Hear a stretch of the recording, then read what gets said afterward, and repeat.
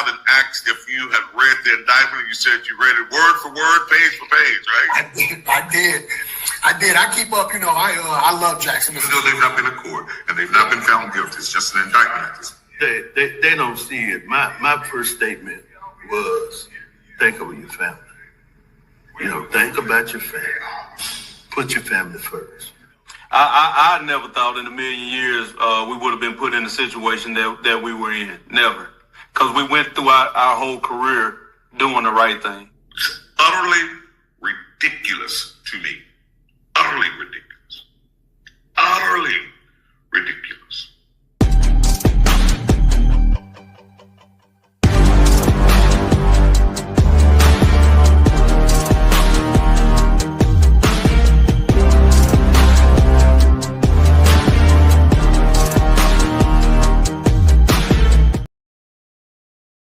And good evening, everybody. Welcome to tonight's edition of the Othor Cain Show.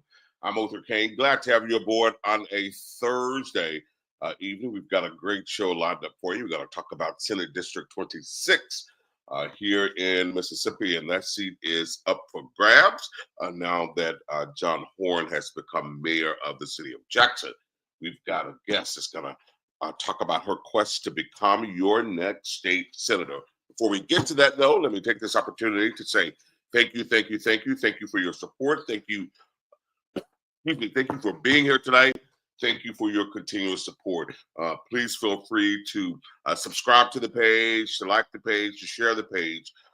That's how we are able to continue to bring you stories that are uninterrupted, right? You can feel free to donate. Our cash app is $Othor Cain. We are absolutely grateful for every piece of support that you give us. I am absolutely excited to have attorney Kamesha Mumford with us tonight. She is seeking the seat of Senate District 26, and I'm excited to have a conversation with her, excited to talk about her vision and her goal for this Senate seat. Again, this seat became vacant once John Horn became mayor of the city of Jackson. The governor has set a special election for this seat, and I kind of guessed it early on, but it came true. So the election will be in November. And so without further ado, let's please welcome to the broadcast tonight, attorney Kamesha Mumford. Hello. Thank you so much for having me.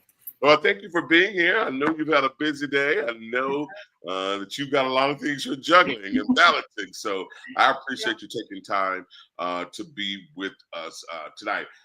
Attorney Mumford, I want to just jump right into this thing, and we'll get the preliminaries out of the way first and then get into some specific questions. And so first, if you would, just give our viewers an opportunity to know who you are. Who is Kamesha Mumford? Oh, gosh.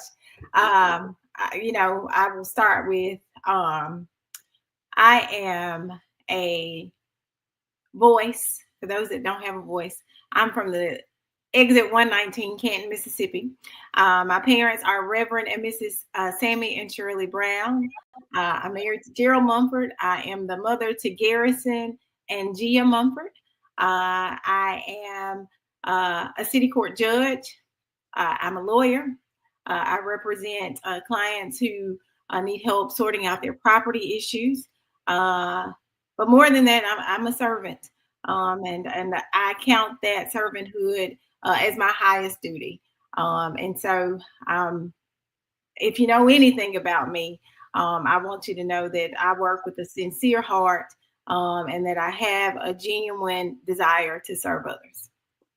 Well, service looks good on you. You've been doing it for a long time. And so I'm excited to see you take this journey and excited to see you continue to serve and wanting to serve for even more Mississippians. Another basic question, why this seat?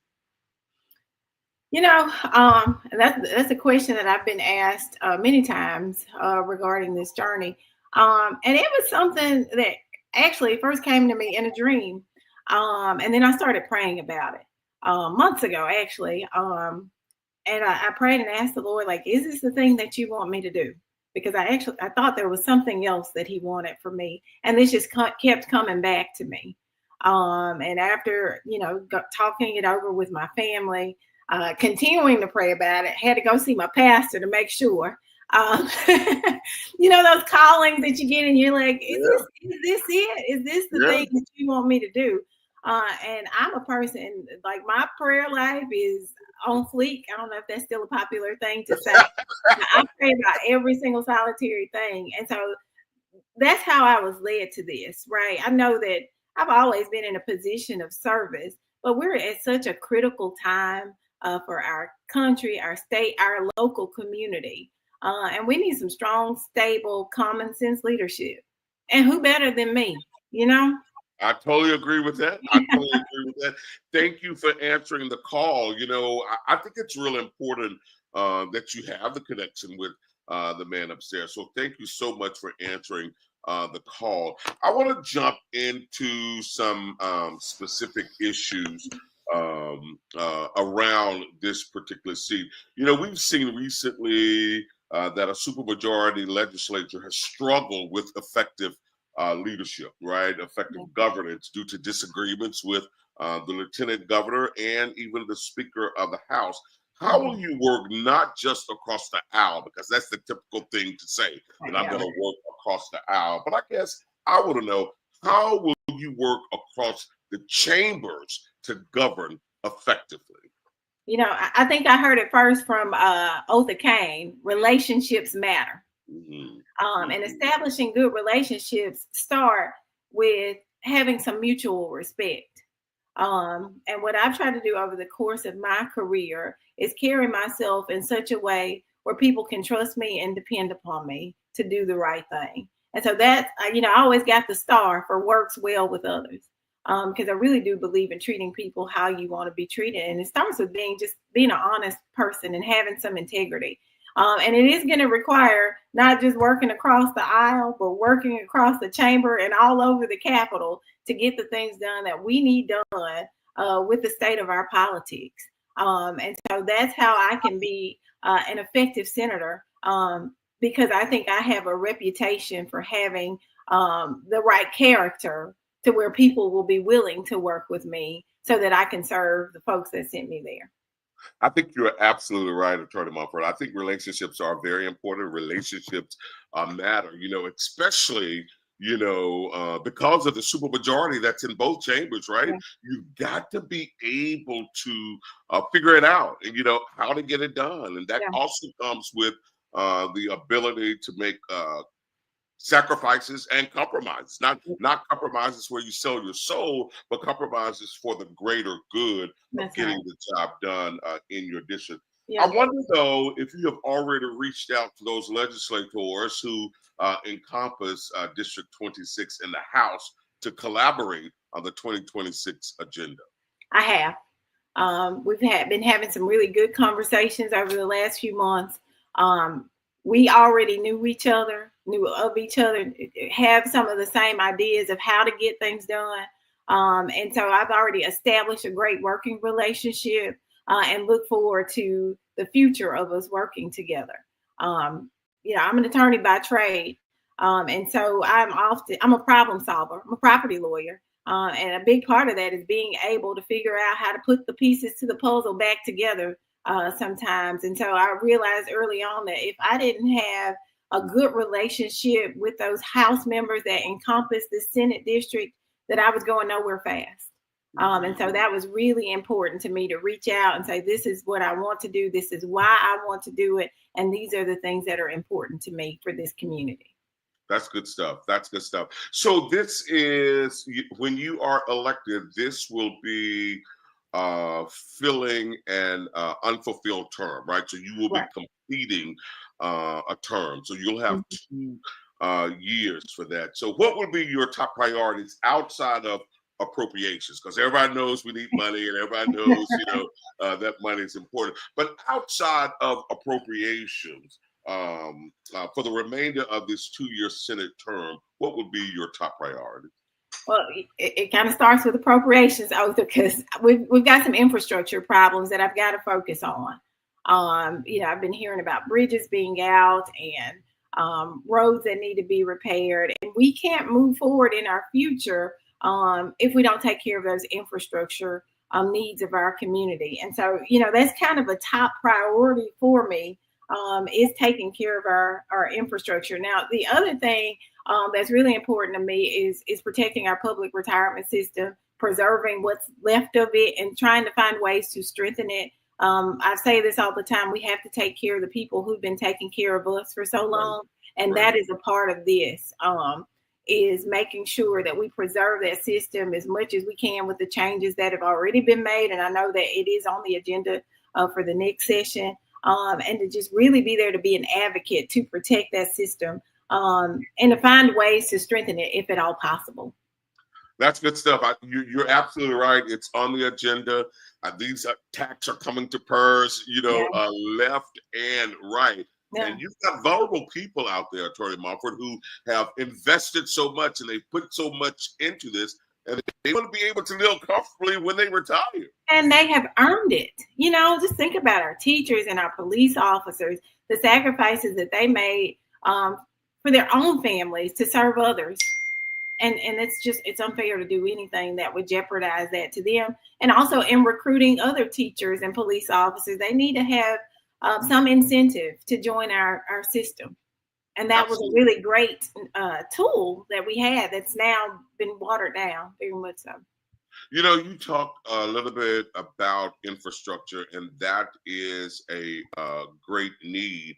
I will submit to you that District 26 is very diverse.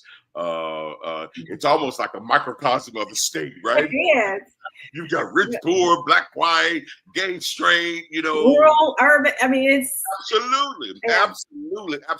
Well, then, though, do you take this melting pot that District 26 is? How do you weld it together and effectively navigate your way towards meeting the needs of such a diverse district? A large part of that is going straight to the people in all the different areas. And it's a huge district. But when I think about it, all of us want the same things. We want to live in a safe community. We want some good roads, good schools, some economic growth. But everybody has these unique needs that they have in their community. Like I was talking about, those bridges being out, right. Or the drainage issues that we have. But just knowing all the different areas in our district will help me be prepared to take care of everybody's needs. And I've been knocking on doors for a long time now and asking, what would you require? What do you need from me as your senator? And the responses have been diverse, but they all go back to quality of life. Absolutely. Yeah. I want to go back to PERS because one of our viewers, Jamaica Wall, says, especially since the state doesn't give us an option with PERS and the amount they take out. I think she speaks for so many people who want to understand that I'll have this at the end. Yeah, because it's not optional, right? They decide. My first job was for the Chancery Clerk's office. And I remember, and I had graduated from law school, and I got that first check and was like, whoa, and there was nothing you could do about it, but you're okay with it if you're thinking you're going to get a return on that. And that's the thing that so many people are worried about right now. Like, what is the long-term fixes? We know there have to be some changes made or the money's going to run out, but what do we do to make sure that we're taking care of everyone? Got it. And so you've connected with people in PERS, right, that can help you fully understand and navigate in this space. Yeah, I have some meetings set up next week to really get a great understanding of ways that we can manage it so that there's not so much sticker shock, number one, if any. And the second part of it is, how do we try to strengthen it from what happened last session, where we have this new tier that is more like a 401k than what we would normally have. You hear about those 13 checks all the time. And so what happens now, since we won't have that incentive for new employees that are coming into the system? Right. I got to tell you, we talked about working across the aisle and working across the different chambers of government, but I got to tell you that sometimes it's frowned upon, right? Like you have a strong contingency Yeah. of Democrats, right?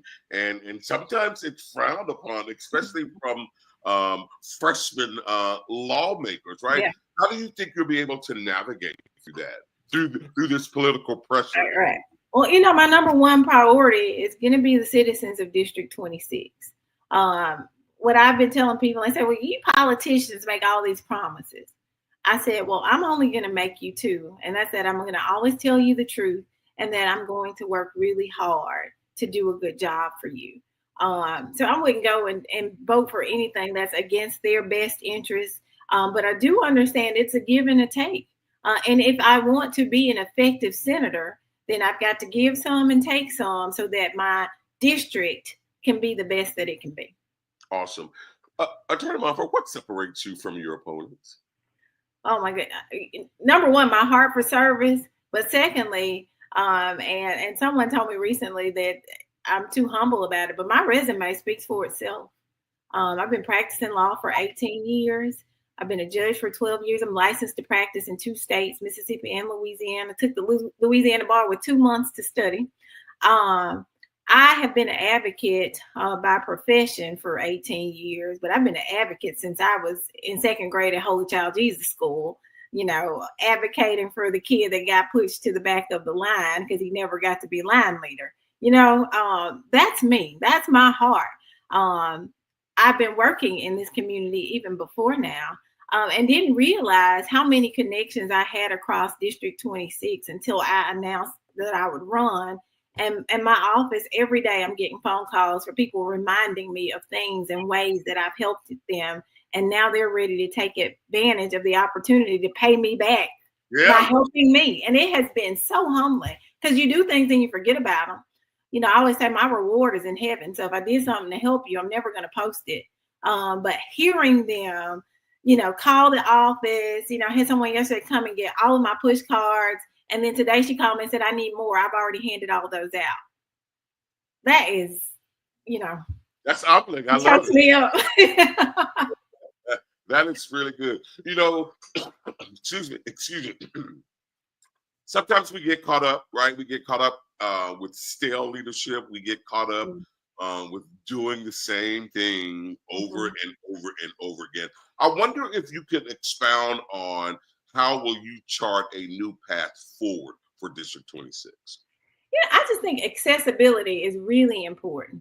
I was telling someone the other day how we have people that will just stop by our law office with a problem without an appointment, without feeling like they need to call me. I've really tried to be approachable so that if you have a need, you don't feel, you don't hesitate to say, look, I need your help with this. I've heard from many folks who have voter apathy, who are over the political process. Somebody told me today, you politicians only come around when you want or need our vote. Well, I'm not that kind of person. I won't be that kind of senator. I've been present in this community all this time before now. I will be even more present going forward. That's good stuff. That's good stuff.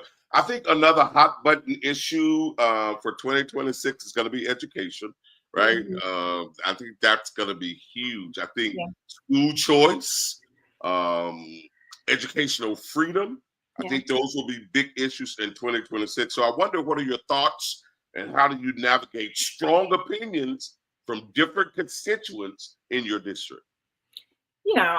My personal belief is that we have to take care of our teachers, our schools, and our school districts. I think if you decide that you want to send your children to public schools, your tax dollars should still flow to private school. Your tax dollars should still flow to that public school. That is my belief. We've got to take care of our teachers, our administrators, and our public school system. And if we don't have that commitment, then we're not concerned about our community as a whole. Totally agree with that. I totally agree with that. And so there's so many conversations around it, right? So many conversations, so many ways that folk are trying to design this legislation. But I think that you are spot on.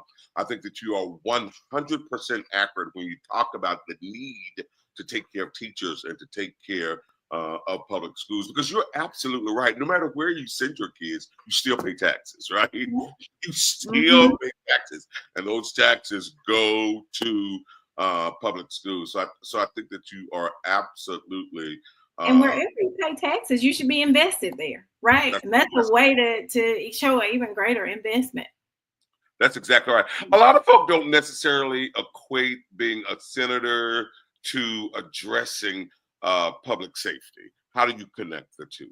Well, we just talked about appropriations. And that kind of goes back to how we get the most things done. You know, public safety is so important to our community, but they need funding. You know, you need to have money so you can pay officers a fair wage. They're risking their lives every day. So many of them need to work this overtime just to be able to have a decent lifestyle. And so we can appropriate the proper amount of funding there so that we can have more officers present on the street. We can also create some programming. You know, public safety is more than policing. Absolutely. Right? Absolutely. You need more than that. And I see it every single week in city court. There was some talk some time ago about mental health courts, which I think should be in with public safety, because I see folks every week who probably just need an evaluation to keep them out of trouble. And so it's a situation where we've got to think about it holistically, not just about policing, but how do we prevent crimes? And all of that takes a certain amount of thought. And then we need to budget appropriately. But you can't budget it if you don't have it. So I totally agree. I totally agree. Let's talk about your district and the makeup of it. Give us the boundaries and tell us all about this. Oh goodness, it stretches far and wide. So we've got Bolton, Edwards, Tenon, Pocahontas, Clinton, north of Arrow Drive, North Madison. So think Lake Lorman, Annandale, Lake Caroline. Going into Ridgeland, Livingston Road, Dinsmore, Bridgewater 2 to North Jackson. So all those voters that voted New Hope, Hanging Moss Church of Christ, Aldersgate, Green Elementary, McWillie, mostly Ward 2, City of Jackson. And then we got the south part of Ridgeland. So Lake Harbor Drive, think Mount Charity Church, St. Mark, the Mark Apartment is actually the precinct. So 57,000 voters. 57,000 voters in Senate District 26. Wow. Now you mentioned being a city judge. Will you have to give that up if you become a senator? Yes. You would have to. Two different branches of government. Yeah. Two different branches of government. Absolutely. So that district is wide. Oh my God, that is wide. So many people didn't know that they were even a part of it, but I've been all over it already. I have a map in my car because I've had to pull it out often and say, no, this is you. Like, this is you right here. You know, and that's interesting that you would say that, because you don't have the luxury of just simply asking people for their vote. You've got to do the whole voter education thing. You got to do all of that. Asking for their support, and you know what I mean, and that's so spread out. That is very interesting, and you've already walked the entire district. You've already done. Well, not the entire district, but I'm making some ground. I've been canvassing just about every day. I got caught in the rain yesterday in North Jackson. You know, it was just a little cloud, and then that cloud got darker and darker until Gerald has some really good video of that, so we'll see. Campaign bloopers, right? Yeah, it got a little real, but you know, I'm just excited to meet people. I have a really good team, and so we have volunteers that'll go out with us every day. And so right before it started raining, someone challenged one of my team members, "Where is she? Does she have you out here, or is she out here?" She's like, "She's right over there across the street." And she said, "Well, I want to see her." And then the bottom fell out, and she went in the house. So I'm going to go visit her on Sunday. I will see her on Sunday. We have her address, and she actually reached out via social media. It was like, "I'm so sorry I had to go in the house. Can you come back?" And I told her I'd come back on Sunday. Got it. Yeah. What is the biggest lesson you've learned on the campaign trail so far? Oh my goodness. The biggest lesson that I think I've learned is that people just want to be seen and heard, which was surprising to me in this social media age where people are posting and sharing so much of their lives. I was hesitant about canvassing because I'm thinking people don't want you knocking on their doors. That is not true. I mean, we have been welcomed so much over these last several weeks. And they have ideas. They're happy to share things that they think you can do to make it better. And so I have really been encouraged with how they participated so far. And I'm going to continue to remind them that an election is coming up and they need to go vote on November 4th. But the engagement, it really has been wonderful. It really has. Absolutely. Yumika agrees with you. She says consistent canvassing and showing your face helps a lot. And that wins elections. Absolutely. I'm a first timer, so they don't know me, So I've got to let them get to know me. Absolutely. Absolutely. Yeah. I mean, being on doors is so incredibly important. So important. So that's the lesson you've learned. What's been the biggest challenge on the campaign trail? Time. There's not enough of it. And really, aside from that, I care so much about being effective, right? And there are many challenges that we face as a community. And in all sincerity, that's kind of where the rubber meets the road for me is how do I solve these problems? I'm an overachiever. And I know what I'm going into. I know there's a supermajority. I know I only have one vote, but I am going there to make a difference. And so even now I'm thinking of ways and things that I can do to make things better, to make a difference, to make some change, even if it's in how we think of our elected officials. Wow. Yeah. How do you fix that? How do you change that? I got to be the change, Othor. They got to see it in the way that I walk and talk and live my life. That's good stuff. That's that really speaks volumes, right? Because I think that you're right. I think that the perception of elected officials, I think that must change. Yeah. It's bad. I think it absolutely has to change. And to hear you say that is absolutely refreshing. It is absolutely refreshing. Absolutely refreshing. So tell me a little bit about that Capitol Police has extended more north. They've taken in more jurisdiction. You're also keenly aware, of the CCID district and new courts, judges, and all of that. What are your thoughts there? Initially I was a critic. I'll say that. Seeing how it's worked and seeing the public's response to it, I've been encouraged by that. I think it just should be more of a partnership. We've got to be in this thing together. And if we think about things in those terms and not us against them, that sort of thing, but how is this working for the community as a whole? I think we can make some great progress. JPD is doing a great job and working where they are. But I think having that partnership gives us another layer of security as long as everyone has the same goal, which is protecting our community as a whole.